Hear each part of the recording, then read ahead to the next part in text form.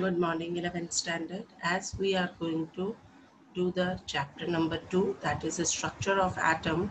And today we are supposed to discuss the last topic of this chapter, and that is filling of orbitals in an atom. But before I start this, we have already discussed about the energies, and as you can see here that the energies of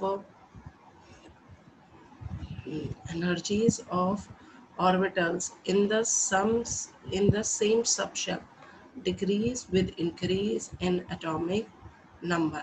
ठीक है, जैसे कि energy 2s orbital की ही है hydrogen atom की, that is greater than 2s orbital of lithium and that of lithium की greater than that of sodium and so on.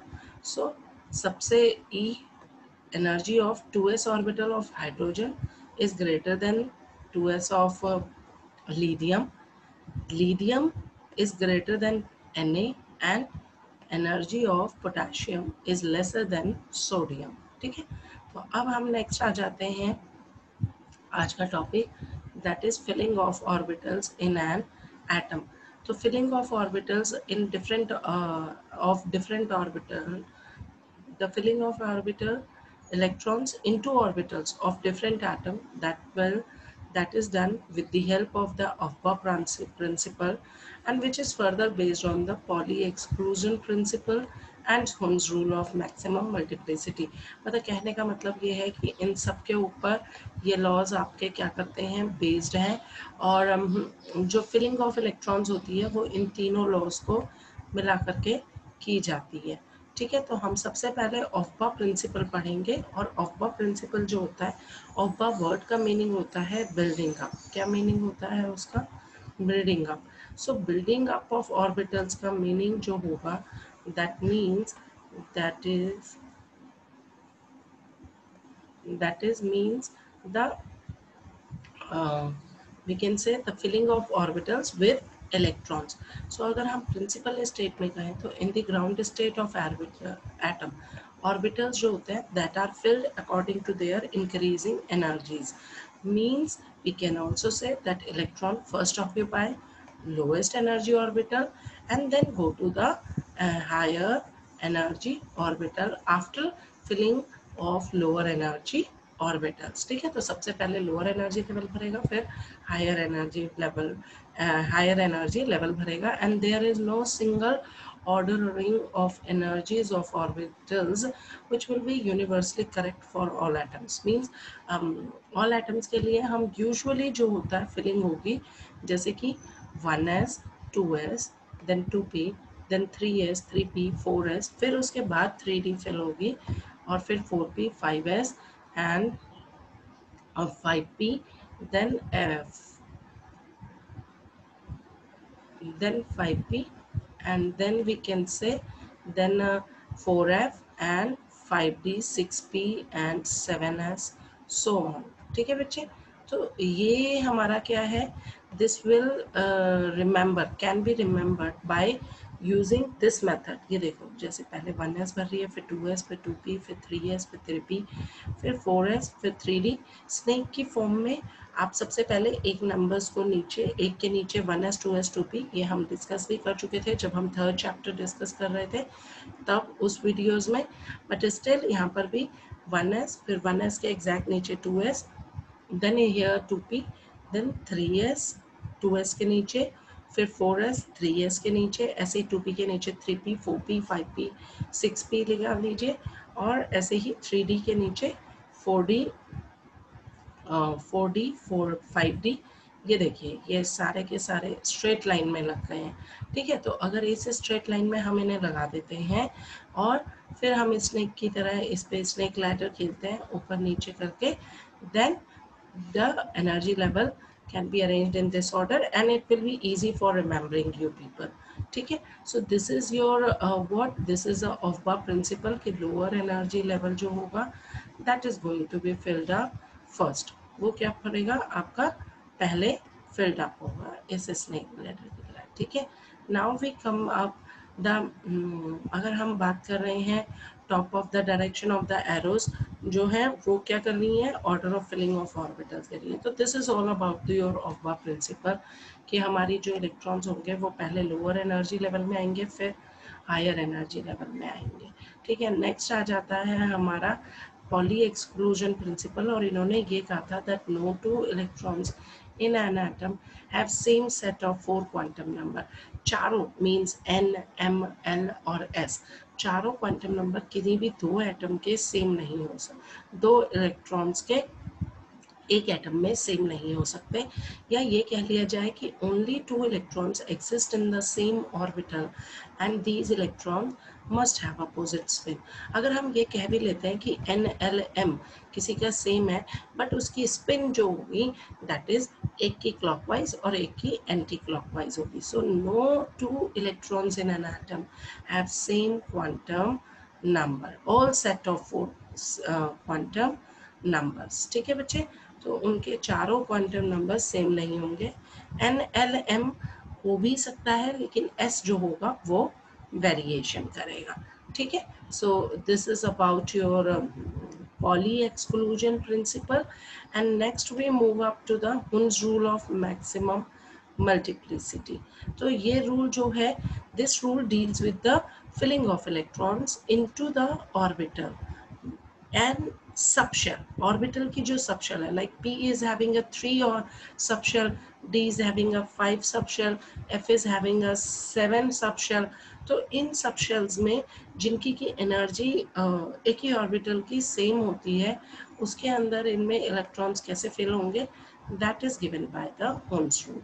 ठीक है, now in this one we can say that pairing of the electrons, क्या pairing of electrons in orbitals belonging to the same subshell, like अगर electron सिर्फ सब same p में ही जा रहा है या d में ही जा रहा है या सिर्फ f में ही जा रहा है, तो it will not filled does not take place until each orbital belonging to that subshell has got one electron। कहने का मतलब है कि अगर जैसे देखो यहाँ पे ये p है, तो इस p में पहले एक इलेक्ट्रॉन यहाँ आएगा, फिर यहाँ आएगा, फिर यहाँ आएगा।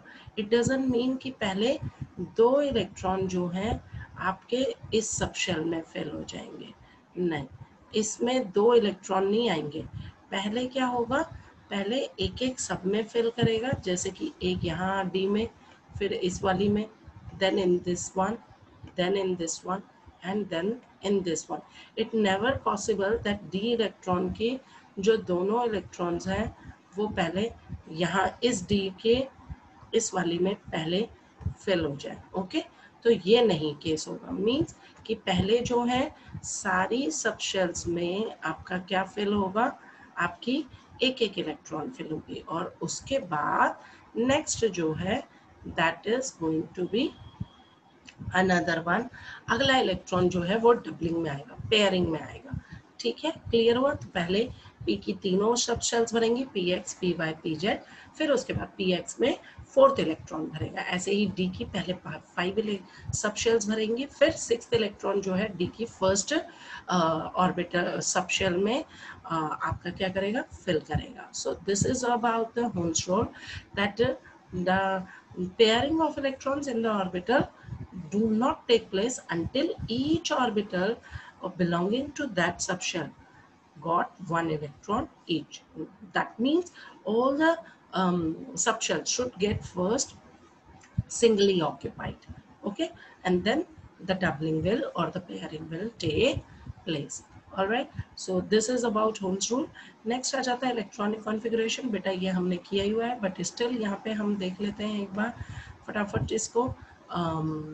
आपके लाइक थोड़ा सा यहाँ पे यस, अगर हम हाइड्रोजन की ही बात करते हैं तो hydrogen is having a 1s 1 electron, so have इसका एक 1s में ही आ गया। Helium is having a 2 electron in 1s, so 1s2 होता है इसका, so it is like this. ठीक है, ये आपका 1s2 में 2 इलेक्ट्रॉन्स आ गए आपके। Then we go for lithium, तो लिथियम में आपके 3 इलेक्ट्रॉन्स होते हैं, सो 1s2 2s1, ये यहाँ पे 2s आ गई, ठीक है ना, और ये यहाँ पे 1s है आपकी, तो ये 1s2 हो रही है, ठीक, और ये आपकी क्या है 2p भी है, ये यहाँ नीचे दिखाया हुआ। तो इसमें देखो लिथियम में 1s2 2s1 का कॉन्फ़िगरेशन था, तो ये फिल्ड होगा यहाँ, पहले s भरेगी, 1s फुल होगी, फिर 2s भरेगी। ऐसे ही अगर बेरिलियम की बात करते हैं तो पहले 1s के 2 आए, फिर 2s में आ गए। अगर मैं बात करती हूँ बोरोन में, तो बोरोन में 1s2 2s2 2p1 है, तो ये देखिए बेटा, ये यहाँ पे 1s फिल हुई, फिर 2s हुई, फिर 2s 2p1 हो गया। अब यहाँ देखो नाइट्रोजन का अगर हम देखते हैं तो it is 1s2 2s2 2p3, कितने हैं इसमें 7 इलेक्ट्रॉन, 7 एटॉमिक नंबर, तो बना कॉन्फ़िगरेशन 1s2, फिर 2s2 भरेगी, फिर 2p3 भरेगी।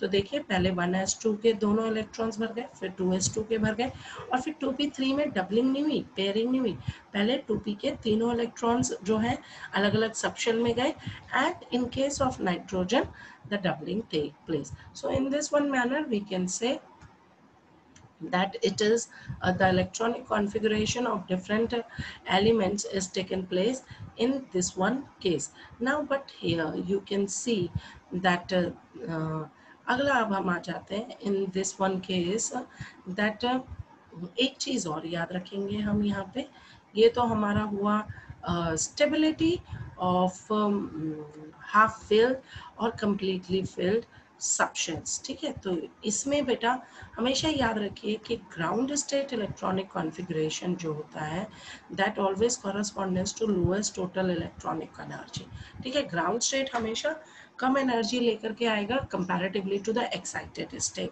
और ग्राउंड स्टेट और एक्साइटेड स्टेट में क्या डिफरेंस है that we have done in the previous one classes, ठीक है।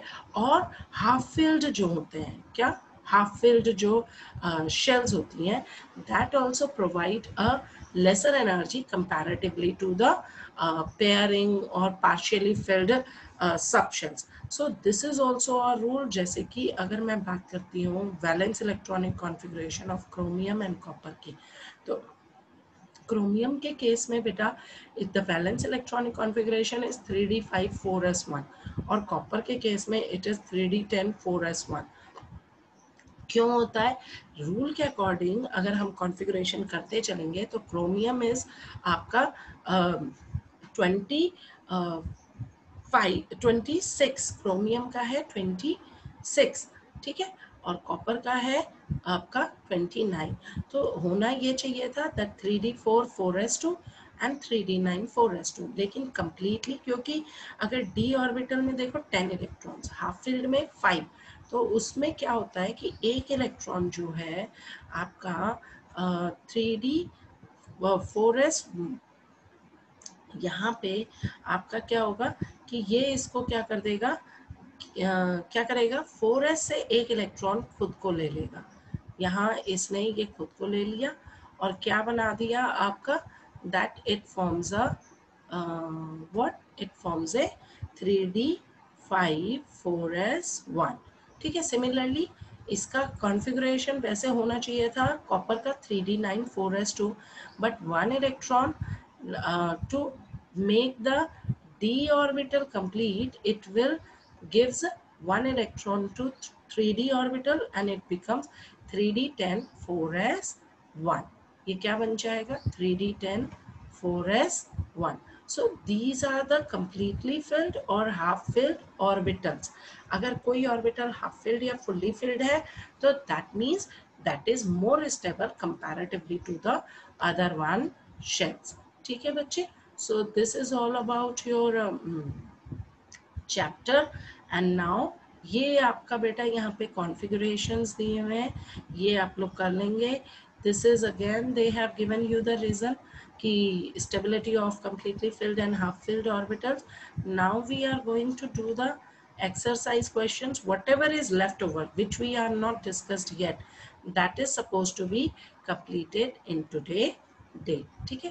तो आप वो सारा काम आज पूरा करेंगे एंड आपको अब हमने ऑफबा principal, poly principal, horns exclusion, horns maximum rule of multiplicity and half-filled and completely filled orbitals are more stable comparatively to the partial filled orbitals. This we have done.